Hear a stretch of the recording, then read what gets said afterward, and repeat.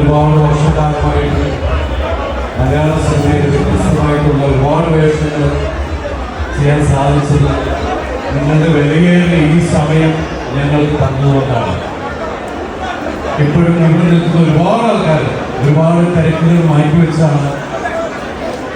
ഞങ്ങളോട് വരുന്നു എന്ന് പറഞ്ഞപ്പോൾ, അതിന് ഞങ്ങളുടെ പുതിയതായിട്ട് ഒരു സംരംഭം തുടങ്ങുന്നു എന്ന് പറഞ്ഞപ്പോൾ